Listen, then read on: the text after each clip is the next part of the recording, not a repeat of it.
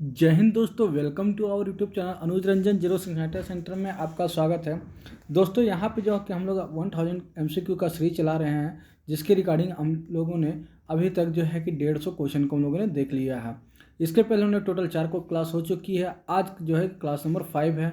ये all technical exam जैसे आपका BTSC का हो गया, इसरो, DRDO, MPPCI या फिर NCL, जो भी एग्जाम है वो सभी के लिए यहाँ पे मिक्स चैप्टर आपको क्वेश्चन यहाँ पे मिलेगा।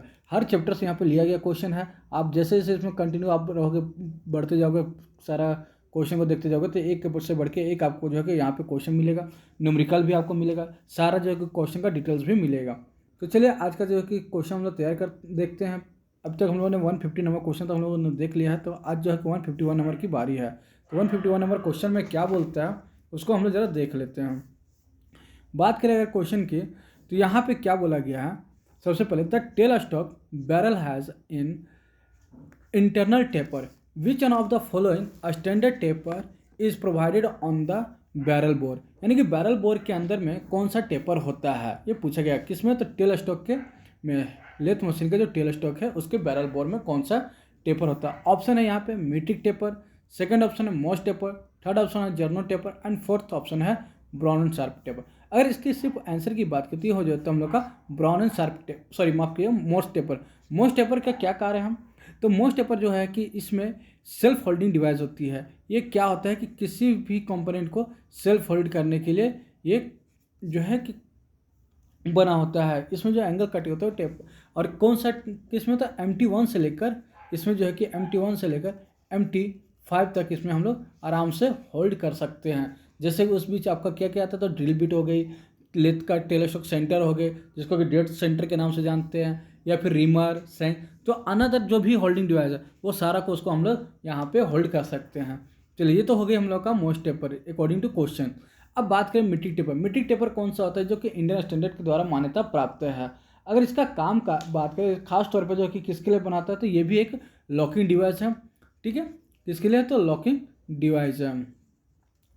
अब बात करें अगर हम जर्नो टेपर के लिए, तो ये हम लोग का बेसिकली होता है मशीन में स्पिंडल को जो है कि लॉक करने के लिए। किसके लिए जर्नो टेपर का हम लोग बात करें तो वो क्या होता है कि मशीन स्पिंडल में जो कि वर्क मशीन स्पिंडल हो गया या फिर वर्क को लॉक करना है, तो उसके लिए हम होल्ड करना है, तो हम लोग यहाँ पे जर्नो टेपर का इस्तेमाल करते हैं।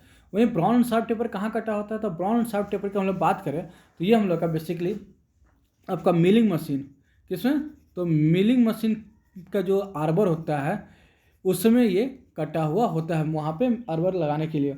वहाँ पे कौन सा होता है, तो ब्राउन शार्प टेपर। कई बार पूछा जाता है कि मिलिंग मशीन का आर्बर में कौन सा टेपर होता है, वहाँ पे डायरेक्ट हम लोग बोल सकते हैं कि ब्राउन एंड शार्प टेपर इसका हो जाए। ठीक है, लेकिन यहाँ पे किसका बोला गया था, टेल स्टॉक का। टेल स्टॉक का क्या राइट आंसर होगा, वो हम लोग का हो जाएगा मोस्ट टेपर। एंगल की बात करें तो ये कितना होता है, तो ये जो है कि एक निश्चित एंगल नहीं होता, बट इसका जो हम बोल सकते हैं ओवरऑल 60 डिग्री के एंगल में ये पाया जाता है। क्लियर। चलिए नेक्स्ट देखते हैं 152 नंबर क्वेश्चन। 152 नंबर क्वेश्चन में क्या बोला गया है, the charge of feed into the blast furnace throat the. यानी बोला जा रहा है कि जो हमारा ब्लास्ट फर्नेस होता है उसमें आवेशन की चार्ज किसके माध्यम से दिया जाता है। ऑप्शन है थ्रॉट, स्टैक, बॉस या फिर ट्यूज। अगर यहाँ पे ऑप्शन को देखें तो अच्छा क्या गया है कि ब्लास्ट फर्नेस में हम लोग को चार्ज देना है, तो ब्लास्ट फर्नेस से चार्ज किसके द्वारा दिया जाता है। पहले बात करते हैं हम लोग ट्यूज के, तो ट्यूज किसके लिए इस्तेमाल किया जाता है, तो ये होता है हम लोग का हॉट एयर सप्लाई है। ये क्या है, तो हॉट एयर जो सप्लाई होता है उसको जो है कि बढ़ाने के लिए, मतलब हॉट एयर सप्लाई को रोकने के लिए होता है। हम आप हवा आने जाने के लिए यहाँ पे दिया जाता है। फिर वहीं पे बात करें स्टेक की, तो स्टेक क्या होता है, ये जो है कि सबसे चौड़ा भाग होता है जो ब्लास्ट फर्नेस में जो है कि सबसे चौड़ा भाग होता है स्टेक। और यहाँ पे अगर इसमें बात करें बोस की, तो बोस क्या होता है, ये ब्लास्ट फर्नेस को का जो कि सबसे गर्म वाला भाग होता है। गर्म वाला भाग में कौन सा होता है, तो बोस होता है। वहीं पे अगर बात करें स्टेक के, तो स्टेक जो कि सबसे चौड़ा भाग होता है, यहाँ पे हम लोग जो कि मटेरियल को डालते हैं। और ट्यूब्स की बात करें तो ये हम लोग का हॉट एयर को रिलीज करने के लिए होता है। तो इसका अकॉर्डिंग टू क्वेश्चन क्या हो जाएगा बात, तो जब चार्ज के लिए, तो चार्ज के राइट आंसर हो जाएगा throat. Option number A is the right answer हो जाएगा। कहाँ पे, जैसे हम लोग बात करें कि जो हम लोग का भट्ठी होता है कुछ इस प्रकार से होता है यहाँ पे, और ये हम लोग का पैनल स्टैंड लगा हुआ है। तो यहाँ पे जो हम लोग को देखेंगे इस टाइप से, यहाँ पे जो ऊपर की ओर एक हॉपर होता है, और हॉपर में यहाँ पे जो डाला जाता है वो हम लोग का चार्ज कहलाता है, जो कि हम लोग का थ्रॉट कहलाता है। ठीक है, option number A is the right answer हो जाएगी। वहीं पर टूएस की बात करें तो ये साइड में होता है एयर निकलने के लिए, जो कि हॉट एयर को जो है कि रिलीज करता है। चलिए नेक्स्ट देखते हैं 153 नंबर क्वेश्चन। अगर आप लोगों को मेरा वीडियो पसंद आ रहा होगा तो कृपया वीडियो को लाइक कर चैनल को सब्सक्राइब जरूर कर लीजिए। जो भी पहली बार आया हो ना वो लोग चैनल को सब्सक्राइब कर लेना और बेल आइकन को प्रेस कर लेना, ताकि जो भी मेरा वीडियो है वो सबसे पहले आप तक पहुँचे। इससे मैं ये सारा सीरीज भी 1000 क्वेश्चन का सीरीज लेके आया हूँ, प्लस साथ ही साथ जो भी कॉम्पिटिटिव एग्जाम का वैकेंसी आता है वो सबसे पहले हमारे इस चैनल पे आपको देखने को मिलेगा सरकारी एग्जाम के लिए। ये देखते हैं 153 नंबर क्वेश्चन में क्या बोलता है, centre head is use to find to. Centre head किसके लिए हम लोग प्रयोग करते हैं? ऑप्शन है external size of round bar, internal size of round bar, centre of round bar and fourth बोलता है एंगल ऑफ एंगल। तो क्या हो जाएगा हम लोग का सेंटर हेड के लिए? तो सेंटर हेड कौन सा होता का क्या काम है? सेंटर हेड हम लोग जो बेसिकली इस्तेमाल करते हैं वो किसके लिए करते हैं? तो जो सेंटर हेड की बात करेंगे तो ये हम लोग का हो जाता है सेंटर ऑफ राउंड बार के लिए सेंटर हेड का इस्तेमाल करता है। क्या होता है, जैसे हम लोग का कोई भी एक सर्कुलर जॉब है, ये सर्कल में हो या फिर शाफ्ट के रूप में हो, तो उस स्थिति में हम लोग क्या करते हैं, जो इसका एक सेंटर निकालना होता है। क्यों भाई? तो पॉइंट टू पॉइंट जो भी वर्क करना है, पॉइंट टू पॉइंट वर्क करने के लिए हम लोग क्या करते हैं, इसका एक सेंटर निकालते हैं। मान लीजिए कि हम लोग को ड्रिल ही करना है किसी शाफ्ट में, या फिर रिमिंग करना है, ड्रिल करके रिमिंग टेपिंग वगैरह जो भी करना है, यानी कि पॉइंट टू पॉइंट वर्क करना है, तो उस स्थिति में हम लोग को किसी भी कंपोनेंट का जो सेंटर निकालना होता है तो हम लोग जो है कि सेंटर बार का इस्तेमाल करते हैं। तो यहाँ पे क्या हो जाएगा, इसका right answer according to question option number C is the right answer. वहीं internal size of round bar की क्या बात करेंगे, तो internal size of round bar जो है कि सेंटर का जो इंटरनल एरिया में होता है उसको हम लोग इंटरनल साइज ऑफ राउंड बोलते हैं। एक्सटर्नल जो है कि सेंटर के बाहर जो भी हम लोग का एरिया मटेरियल बच जाता है वो हम लोग का एक्सटर्नल साइज ऑफ राउंड बार कहलाता है। चलिए नेक्स्ट देखते हैं 154 नंबर क्वेश्चन में क्या बोलता है। 154 नंबर क्वेश्चन की अगर हम बात करें तो यहाँ पे दिया गया है the types of thread use in lead screw of machine tools is, यानी मशीन उपकरण के अग्र पेज पर प्रयुक्त चूड़ी का प्रकार होता है। तो यहाँ पे पूछा गया कि जो मशीन टूल्स जो भी होता है मशीन में, उसमें कौन सा थ्रेड कटा होता है किसी भी मशीन में। तो किसी भी मशीन का जो आगे के पेज होता है तो उसमें कौन सा तो ऑप्शन दिया गया, बटर थ्रेड, भी थ्रेड, सॉटूथ थ्रेड या फिर ट्रेपेजोइडल थ्रेड।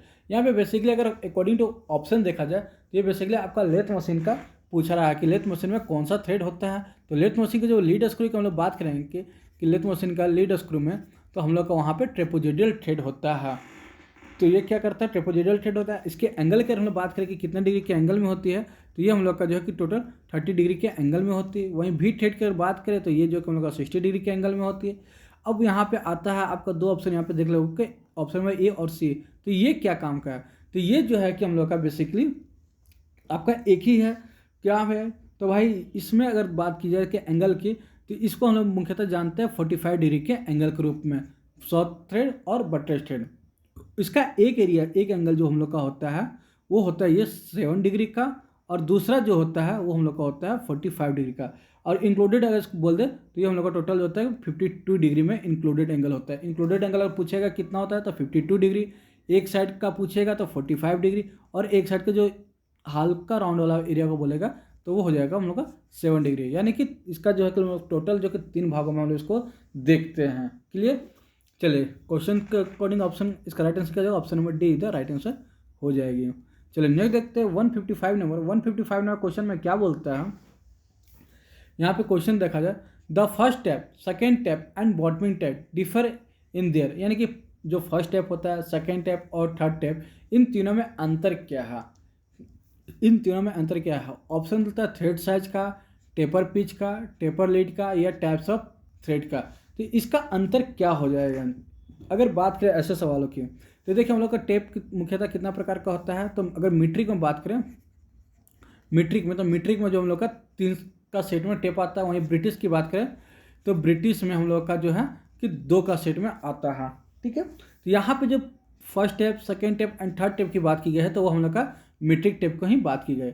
मीट्रिक टेप में जो फर्स्ट टेप की बात करें, फर्स्ट टेप, तो फर्स्ट टेप में एंगल कितना होता है, तो फर्स्ट टेप की हम लोग बात करें तो इसमें जो है कि एंगल इसका 4 डिग्री के एंगल में होती है।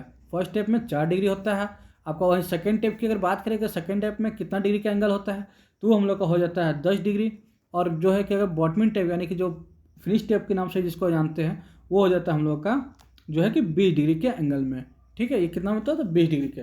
सेकेंड टेप को हम लोग इंटरमीडिएट टेप के नाम से भी जानते हैं। अब देखिए इसमें होता क्या है, बेसिकली इसका जो राइट आंसर हो जाएगा वो हो जाएगा थ्रेड पिच। अब ये देख जो हम लोग का टेप होता है कुछ इस प्रकार से, इसमें जो है कि इंटरनल थ्रेड यहाँ पे कटी होती है। तो जो इसका नीचे का भाग होता है यहाँ पे कहाँ से कितने दांते ना कटे हो, तो फर्स्ट स्टेप में जैसे हमने बोला कि 4 डिग्री में एंगल में ये ग्राइंड होता है। तो यहाँ पे क्या होता है ना कि शुरू का जो नीचे स्टार्टिंग से जब हम स्टार्ट करेंगे स्टार्टिंग एरिया से, तो यहाँ पे इसका जो फर्स्ट स्टेप में 6 से लेकर 10 दांते तक जो है कि स्ट्रेट होती है। यहाँ पे यानी कि 6 से 10 दांते तक कटी हुई थ्रेड कटी हुई नहीं रहती है। फिर वहीं पे बात करें इंटरमीडिएट यानी कि सेकंड टेप की, तो सेकंड टेप में जो है कि 2 से 3 दांतें जो है कि नहीं कटी होती है। वहीं जो बॉटम या फाइनल बोले या फिर थर्ड टेप बोले तो इसका जो है कि हम लोग का एक दांतें जो है कि कटी हुई नहीं रहती, जो कि सीधे हम लोग का लास्ट तक थ्रू आउट होल करने या फिर ब्लाइंड में भी हम लोग इसका इस्तेमाल करते हैं। कई बार पूछा जाता है कि ब्लाइंड टेप में किसका इस्तेमाल किया जाता है, तो हम लोग ब्लाइंड होल में, तो हम लोग ब्लाइंड होल में डायरेक्ट थर्ड टेप का इस्तेमाल कर सकते हैं। अकॉर्डिंग टू जरूरत हम लोग सेकेंड टेप और थर्ड टेप भी करते हैं। बहुत जगह हम लोग डायरेक्ट सिर्फ और सिर्फ थर्ड टेप का इस्तेमाल करते हैं। चलिए नेक्स्ट देखते हैं 156 में क्वेश्चन में क्या बोलता है। देखिए अगर आप लोगों को सेशन पसंद आ रहा होगा ना तो वीडियो को लाइक जरूर कीजिएगा, ताकि आपका जो लाइक करते हो ना तो उससे पता चलता है कि हाँ हमने जो पढ़ा है वो क्या बेनिफिशियल है या नहीं है। और वो लाइक वगैरह नहीं करते तो मज़ा नहीं आता यार, फिर लगता है कि छोड़ दूँ, फिर मज़ा ही नहीं आता। चलिए देखते हैं 156 में क्वेश्चन। 156 में क्वेश्चन में क्या बोलता है, which of the following is no edge fish back file. हम लोग का देखिए फाइल जो है कि कई प्रकार का होता है, जैसे कट के अनुसार भी हम लोग देखते हैं कि कट के अनुसार फाइल को बांटा गया है, ग्रेड के अनुसार बांटा गया है, और एक होता है हम लोग का शेप के अनुसार। तो यहाँ पे शेप के अनुसार, तो जो हम लोग का फिश बैक फाइल जो है ना वो हम लोग का अकॉर्डिंग टू शेप आता है। ठीक है, तो शेप के अनुसार हम लोग फाइल को यहाँ पे देखते हैं।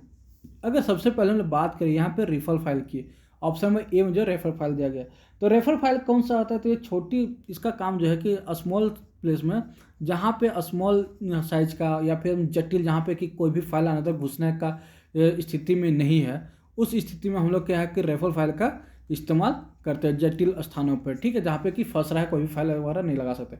अब बात करते हैं मिल सफल, तो मिल सफल फाइल का वर्क कहाँ पे होता है, तो वुड वर्क वगैरह में जितना भी है वहाँ पे मिल सा फाइल का होता है। ये भी जो कि माने हम छोटे छोटे वर्क पीस या फिर हम लोग बोल सकते हैं डिजाइन वगैरह तैयार करने के लिए, क्योंकि वुड की अगर बात करें तो यहाँ पे जो हम लोग का जो है कि फिर यहाँ पे देखें टिंकन फाइल की, तो टिंकन फाइल का इस्तेमाल कहाँ पे करते हैं, तो ये हम लोग को जो है कि ये आंतरिक एवं घुमावदार सतह पर, जहाँ पे इंटरनल कोई भी मान ली कोई कर्व जैसा इस टाइप का कोई हमारा एक कॉम्पोनेंट है। अब यहाँ पे बीच वाला एरिया में हम लोग को फाइल करना है, तो वहाँ पे किसका इस्तेमाल करेंगे, टिंकर्स फाइल का इस्तेमाल करेंगे। अब जो है पूछा गया फिश बैक फाइल, तो हम लोग का क्रॉसिंग फाइल जो है वो हम लोग का फिश बैक फाइल के रूप में जाना जाता है। ऑप्शन में D is the right answer हो जाएगी। देखिए मिल्स ऑफ फाइल जो है कि स्मॉल साइज में हम लोग वर्क में करते हैं फिनिशिंग के लिए। वहीं जो है कि 7 थ्रेड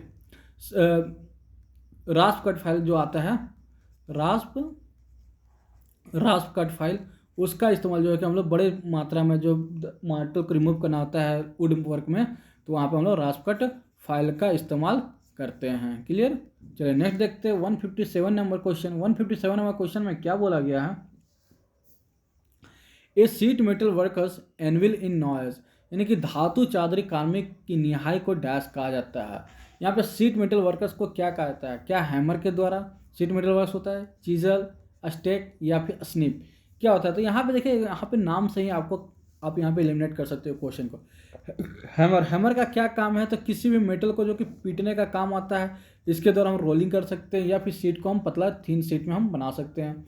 चीजल का क्या काम आता है, तो हम कहीं भी बर वगैरह को जो है कि साफ़ करना होता है, तो उस स्थिति में हम लोग चीजल का इस्तेमाल करते हैं। या फिर चिपिंग करना होता है, चिपिंग करना हो या बर हटाना हो, तो वहाँ पे हम लोग चीजल का इस्तेमाल करते हैं। स्टेक का क्या काम है, तो चादर को निहाई यानी कि एनुअल के रूप में हम लोग स्टेक का इस्तेमाल करते हैं। एनुअल कहाँ होता है, तो स्टेक के रूप में। ठीक है।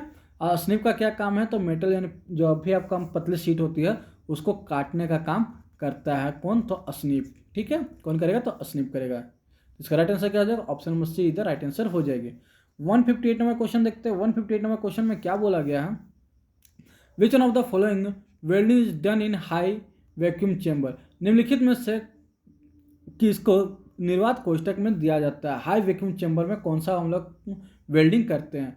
ऑप्शन है electric beam welding, second option है आर्क वेल्डिंग, थर्ड ऑप्शन है लेजर वेल्डिंग, फोर्थ ऑप्शन है टिग वेल्डिंग। तो किसका हम लोग जो है कि इस्तेमाल आपका जो है कि हाई वैक्यूम चैम्बर में करेंगे। कौन सा वेल्डिंग का, क्या इलेक्ट्रिक बीम वेल्डिंग का, या फिर आर्क का, या फिर किसका।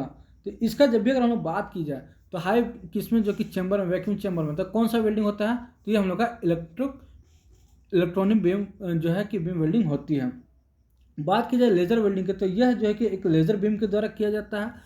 किसके द्वारा, तो लेज़र बीम के द्वारा यहाँ पे एक वेल्डिंग किया जाता है। इसका मुख्य यूज जो है कि हम लोग जैसे मेडिकल का कोई भी इक्विपमेंट्स बनाते हैं, मेडिकल जो भी डॉक्टरी लाइन में इस्तेमाल होता है, तो मेडिकल इक्विपमेंट्स जब बनाते हैं तो उस समय हम लोग जो है कि लेज़र बीम के द्वारा हम लोग जो है कि लेज़र वेल्डिंग करते हैं।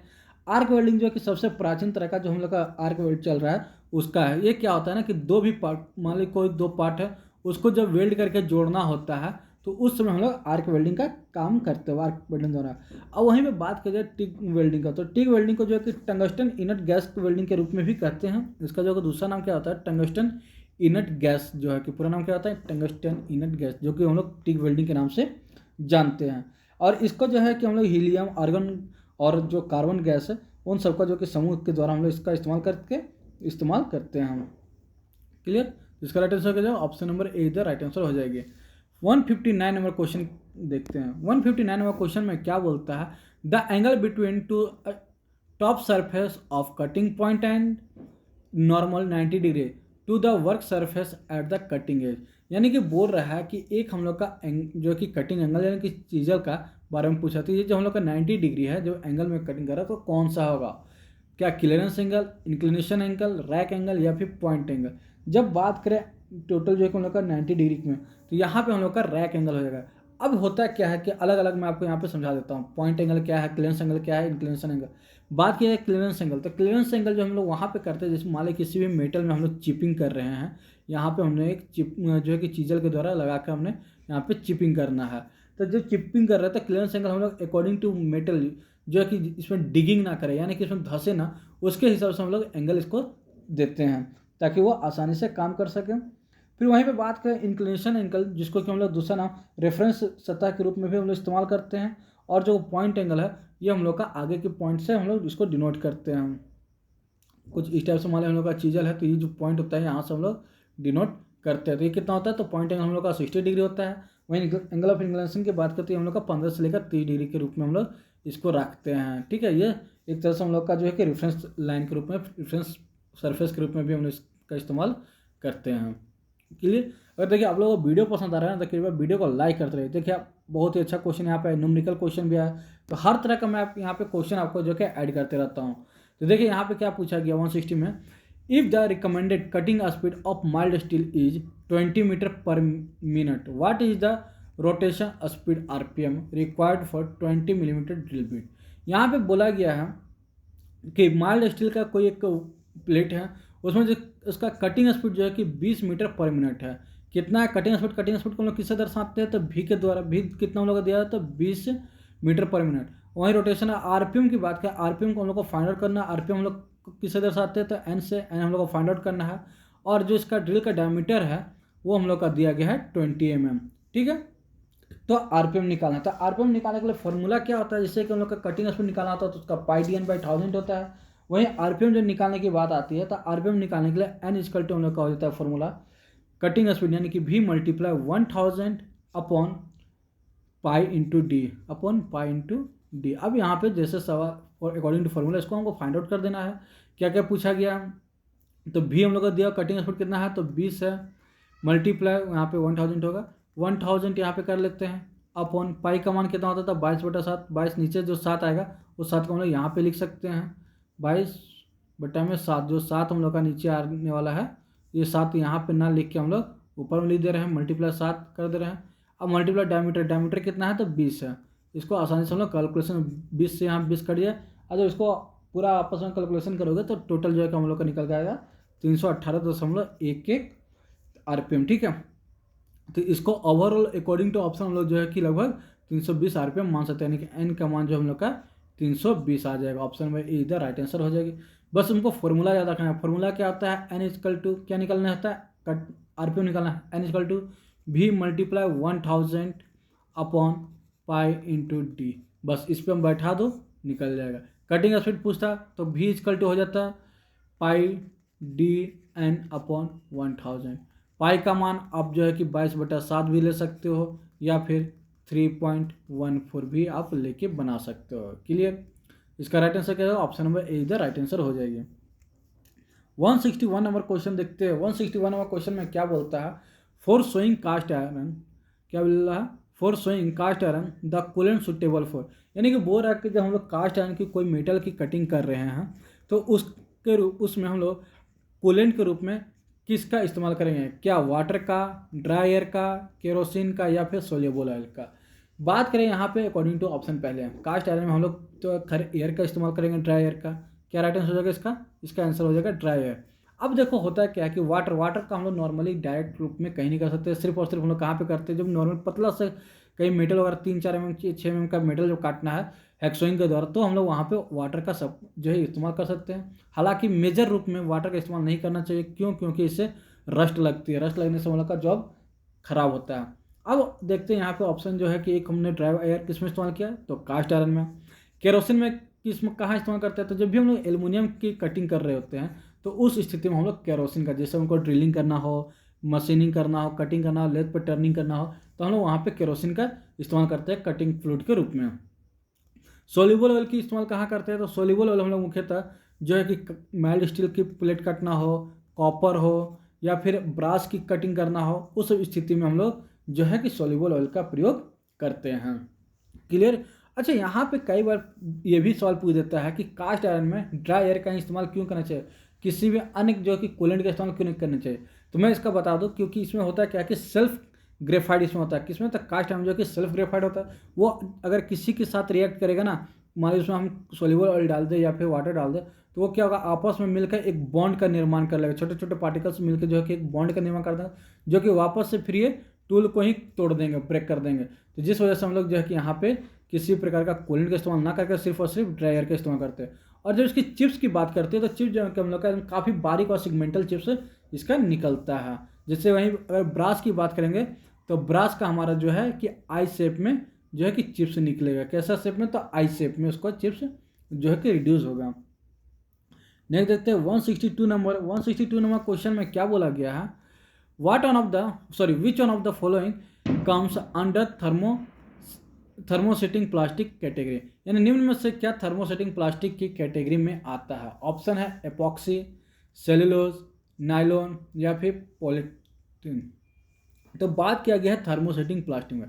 तो थर्मोसेटिंग प्लास्टिक का रूप जो हम लोग का आता है वो हो जाता है आपका, क्या होगा? तो ये हम लोग का एपॉक्सी हो जाएगा। एपॉक्सी होता क्या? ये एक प्रकार का रेजिन है। क्या है? तो एक प्रकार का रेजिन है। ये क्या होता है? किसी मटेरियल के जब संपर्क में आता है ना, तो वो हार्ड जो है कि उसको जो कि हार्ड बना के उसको कवरिंग एक लेयर हार्ड कर देता है। इसके बाद इसको जो कि हम लोग को जब इसको छुड़ाना होता है तो काफ़ी जो कि मुश्किल होता है, और ये थर्मोप्लास्टिक का एक सबसे अच्छा उदाहरण है एपॉक्सी। वहीं बात करें नायलॉन की, कि नायलॉन क्या होता है भाई? तो नायलॉन का हम लोग मुख्यतः जो है कि कोई सॉफ्ट कपड़ा वगैरह बनाने में इस्तेमाल करते हैं। इससे जो है कि ये एक सिंथेटिक पॉलीमर है। नायलॉन एक तरह से क्या है? तो एक सिंथेटिक जो है कि पॉलीमर के रूप में इसको हम लोग जानते हैं नायलॉन को। वही सेलुलोज क्या है? तो सेलुलोज जो कि नेचुरल है, जो कि आपका पौधों से प्राप्त होता है। कहाँ से? तो पेड़ पौधों से जो कि हम लोग का नेचुरल रूप में प्राप्त होता है, और इसको लोग नेचुरल पॉलीमर के रूप में भी हम लोग जानते हैं। किसको? तो सेलुलोज को, जो कि आपका ऑक्सीजन, हाइड्रोजन और कार्बन के रूप में बना होता है। और ये सबसे अच्छा बायोडिग्रेडेबल जो व्यवस्था है वो भी है। वहीं पॉलीथीन की बात करें तो पॉलीथीन जो है कि एक हम लोग का पर्यावरण को दूषित करने में सबसे बड़ा योगदान तो इसी का होता है, और हम लोग इस्तेमाल भी सबसे ज़्यादा इसी का करते हैं। सेलुलोज सबसे बढ़िया है, जो कि बायोडिग्रेडेबल होता है, जो कि इसमें मृदा में आसानी से घुल जाता है। नेक्स्ट देखते हैं 163 नंबर क्वेश्चन। 163 नंबर क्वेश्चन में क्या बोलता है? The angle of prick punch use for witness mark. तो विटनेस मार्क के लिए हम लोग किसका इस्तेमाल करते हैं? तो इसका तो राइट आंसर हर कोई दे देगा, कोई बड़ी बात नहीं। तो कितना हो जाएगा इसका? 30 डिग्री। डॉट पंच का इस्तेमाल कहाँ करेंगे? डॉट पंच क्या हो जाएगा? माफ़ कीजिएगा, विटनेस पंच की बात की है ना, प्रिक पंच बोला गया है तो 30 डिग्री हो जाएगा विटनेस मार्क के लिए। वहीं जो है कि विटनेस के रूप में हम लोग मैक्सिमम जो कि 60 डिग्री। अब बहुत कोई देखना ये भी कमेंट करेगा ना कि बस सर यहाँ पे 60 डिग्री होना चाहिए, यहाँ पे 30 डिग्री क्यों नहीं? तो मैं पहले ही आपको बता दूँ, 60 डिग्री जो है कि माइल्ड स्टील वगैरह में हम लोग करते हैं तो वहाँ पे हम लोग 60 डिग्री, पर इन्होंने पहले ही बोल दिया प्रिक पंच का एंगल हम लोग का डायरेक्ट जानते हैं कि 30 डिग्री होता है। सेंटर पंच बोलेगा तो वहाँ पे हम लोग का 90 डिग्री हो जाएगा। क्या होता है? Centre punch. ठीक है, सेंटर पंच। यहाँ पे हम लोग का जो डॉट पंच के रूप में, और इसको हम लोग प्रिक पंच के रूप में हम लोग जानते हैं। 164 नंबर क्वेश्चन। 164 नंबर क्वेश्चन में क्या बोलता है? Helix angle in the twist drill is determined, यानी घुमावदार बर्मे में हेलिक्स कौन बताता है? कौन सा हेलिक्स एंगल कौन सा है? क्या पॉइंट एंगल है, क्लियरेंस एंगल, रैक एंगल, या फिर इंक्लिनेशन एंगल? क्या इसका राइट आंसर हो जाएगा? जब अगर हम लोग बात करें हेलिक्स एंगल की, तो हेलिक्स एंगल हम लोग का किसमें होता है? जब एक ड्रिल में, मतलब यहाँ पे एक ड्रिल होता है जो उसमें जो स्पायरल, पूरा जो स्पायरल शेप में आता है, वो कौन सा होता है? तो उसी को हम लोग बोलते हैं हेलिक्स एंगल। कौन सा होता है? तो वो रैक एंगल के रूप में हम लोग उसको जानते हैं। अब बात करें पॉइंट एंगल, तो पॉइंट एंगल क्या होता है? ये हम लोग का एक काफ़ी जो है कि नुकीला होता है, जो कि किसी भी कंपोनेंट को सबसे पहले, मान लीजिए कोई भी हम लोग को मटेरियल के ऊपर ड्रिल करना है, तो हमने ऊपर से क्या किया, एक ड्रिल बिट को चालू किया, तो सबसे पहले जो हमारा मटेरियल के साथ संपर्क में आएगा वो कौन आएगा? पॉइंट। पॉइंट एंगल हम लोग का कितना होना चाहिए? मेटल के लिए हम बात करें तो 118 डिग्री। ये जो है कि मेटल के अकॉर्डिंग जो भी वेरियस करता है, मान लीजिए सॉफ्ट मेटल रहेगा तो कम रखेंगे, हार्ड मेटल रहेगा तो ज़्यादा रखते हैं, तो ये भी हम लोग का यहाँ पे चेंज होते रहता है। अगर एंगल की बात करें तो यहाँ पे 118 डिग्री हो गया, लेकर कई बार आपको 118 से लेकर 135 डिग्री भी आपको लिखा हुआ मिलेगा, पर एज पर निम्न स्टैंडर्ड जो है कि 118 डिग्री ही आपको देखने को मिलेगा। वहीं क्लियरेंस एंगल की बात करें तो क्लियरेंस एंगल हम लोग का कितना होता है? तो 12 से लेकर 15 डिग्री के बीच में होता है। और वहीं पे बात करें इंक्लिनेशन एंगल की, तो यहाँ पे हम लोग का जो है कि अलग अलग वर्क के लिए हम लोग करते हैं। फिर क्लियरेंस एंगल मुख्य होता क्या है? तो ये जब हम लोग मान लो किसी भी प्लेट के ऊपर जब हम लोग ड्रिल कर रहे हैं, हमारा पहला जो टच कौन सा किया? तो पॉइंट टच किया, और यहाँ पे जो हम लोग का ये ड्रिल है, उसके में यहाँ पे एक मार्जिन लाइन बनाता है, जो कि हम लोग को फ्लूइड के साथ साथ आगे की ओर कटिंग करता है। तो यहाँ पे इसको जो एंगल देता है ताकि वो रगड़ ना खाए, ये मार्जिन लाइन से जो पीछे के एरिया, मार्जिन लाइन जो किसको बोलते हैं? तो जो व्हाइट रंग का चिकने सतह हम लोग को दिखता है, उसके पीछे का जो एरिया होता है वो हम लोग का क्लियरेंस एंगल होता है। और वो कितना होता है? 8 से 12 डिग्री या 15 डिग्री तक हम लोग वहाँ पे उसको लेते हैं। क्लियर? चलिए नहीं देखते 165 नंबर क्वेश्चन में भी एक न्यूमेरिकल है। तो देखिए हर तरह का यहाँ पे हमने क्वेश्चन को जोड़ा है, तो चलिए देखते हैं ये न्यूमेरिकल क्या बोलता है। क्वेश्चन क्या है? 165 फॉर द टर्न, क्या बोलता है? For the turning operation if the spindle speed is 128 RPM, यानी कि आरपीएम कितना है हम लोग का? 128, and the diameter of the rod is 25 metre, यानी कि जो रॉड का डायमीटर है, यानी कि हम लोग का डी के रूप में हम लोग किसको डिनोट करते हैं? 25 mm। वही what is the cutting speed, यानी कि कटिंग स्पीड हम लोग से पूछा, यानी कि भी का वैल्यू हम लोग से पूछा गया। तो फॉर्मूला क्या होता है आपको फिर से बता दूं। यहाँ पे देखिए आरपीएम निकालने बोले या कटिंग स्पीड, देखिए आप दो फॉर्मूला होता है पूरा, इसके लिए दो ही फॉर्मूला होता है। एक कटिंग स्पीड निकालना है, जैसे कि भी निकालना है, तो कटिंग स्पीड का फॉर्मूला क्या होता है? कटिंग स्पीड हम लोग किसे नोट करते हैं? भी। तो भी से इसका फॉर्मूला क्या होता है? Cutting speed equal to pi D N upon 1000। ठीक है, वहीं आरपीएम बोलता, तो यहाँ पे हो जाता हम लोग का cutting speed multiply 1000 upon pi into D. तो इसका वैल्यू बैठा दीजिए। यहाँ पे पाई का मान हमने जैसे पहले ही बताया कि इसको 22/7 भी ले सकते हैं, या फिर 3.14, तो हम लोग इस यहाँ पे आपको 3.14 लेके बनाते हैं। डायमीटर डी का मान कितना दिया होता है? 25 दिया हुआ है। आरपीएम का मान कितना दिया गया? तो 128 दिया गया है। 1000 जो है कि जस्ट लाइक यहाँ पे हम लोग उतार देंगे। ये जब दशमलव को हटाते हैं तो मल्टीप्लाई क्या होता है? 00 यहाँ पे आ जाता है। 25 का पढ़ा में 25 चौके 100 आसानी से कट जाएगा। 4 से 4 3 12, 4 दूनी के 8, यानी कि 32 हो गया। फिर इसको लोग और भी आसानी से काट सकते हैं। 4 से काटेंगे तो 4 8 32, यहाँ पे काटेंगे। इससे बढ़िया देखिए, काटने से बढ़िया और इजी बता देता हूँ। ये 314 को 32 से गुना कर दो, तो जो आएगा उस हम लोग का जो गुना करोगे तो यह हम लोग का आ जाएगा टोटल 100048, और इसको 1000 से भाग दे दो तो कितना हो जाएगा? 10.0। यहाँ पे कलर चेंज करके दिखा देता हूँ, ये कितना हो जाएगा यहाँ पे? तो 10.10048, इसको आपस में मल्टीप्लाई करके यहाँ डिवाइड करोगे तो इतने आएगा।